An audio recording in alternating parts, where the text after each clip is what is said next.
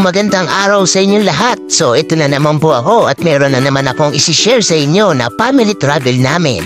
So ito maganda yung panahon, so tamang-tama talaga yung alis namin.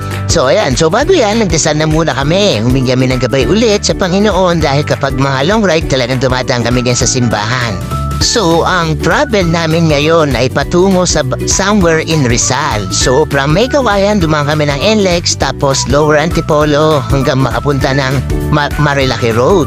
So, ay nabot na kami ng tanghali, kaya naman ang aking mami na nagmamaganda at nagmama-sexy ay nag-aya na magkape muna dito. Along the road lang yan sa Malirak. Nabubuli na ako. Marilaki Road, yan. So yan, pati yung mga bata. Pero siyempre, soda pop lang muna sa kanila. So yan, after namin dyan, nag-chill-chill lang muna kami dahil medyo mahaba din naman yung biyahe. Kasi Sabado yan, so medyo maraming sasakyan. After nyan, dumiretso na kami dun sa aming pupuntahan. So pupuntahan namin pala ay dito sa Two Rivers, Tipis, and Treehouse. So yan, kung gusto nyo mag-book dyan, mag-book na kayo dyan sa Facebook page nila. So madali lang naman and very accommodating and napakabait na owner. So ito yung aming inabail na accommodation sa kanila.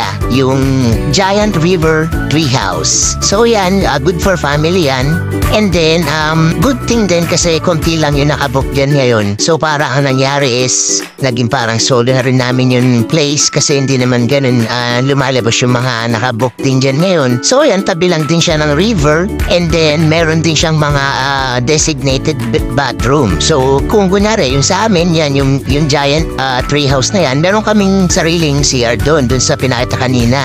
So yan yung room sa taas, and then kung mapapansin nyo wala masyadong wires kasi lahat ng mga electricity dyan ay operated by solar. And yung signal hindi ganun kalakas din, so talagang kung gusto mo lang madistress and lumayo sa mga bagay-bagay na alam mong magpapasakit sa iyong damdamin, pwede kang pumunta dyan at talagang pwede kang magpahinga. So ayan, nag-prepare na ako ng aming merienda kasi nakapag lunch na kami dun kanina sa Marilaki. So nag-prepare ako ng turon. Kasi ang ganda. Sobrang aesthetic ang datingan. At after nyan, tinignan na namin yung river. Talaga naman clear yung water.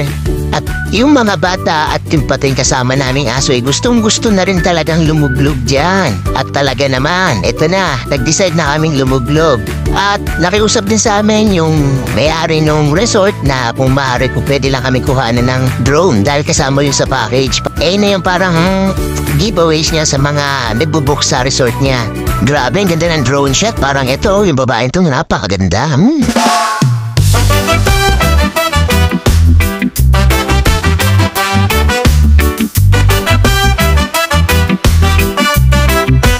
Grabe, sobrang lino ng tubig, malino pa sa sabaw na nilagang bafa. At talaga naman kung may bunbunan ng ilog kitang-kita rin. At syempre, hindi magpapolo yung aming doggy na si Baboy.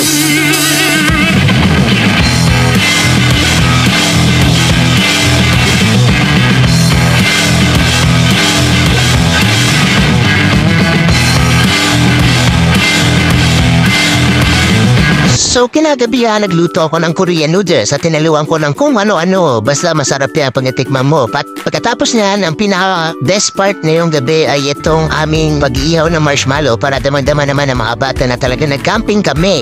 At pagkatapos namin ihawin yan, naiipit namin yan sa 2 Graham biscuits at nilagyan ng Hershey's chocolate. At promise, sobrang sarap niya pala talaga. Ngayon ko lang kasi natikman to at ngayon ko lang din na-try na mag-ihaw ng ganyan. So ayan, nagustuhan ng mga bata.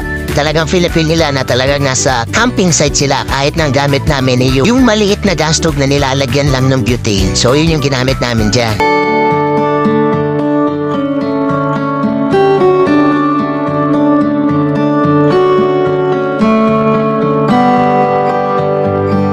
So kinabukasan ay nag-prepare na rin ako ng aming makakain para sa aming breakfast. At dahil tulog pa ang mga bata, nag-decide na akong magluto para na mapagising nila, kakain na lang sila.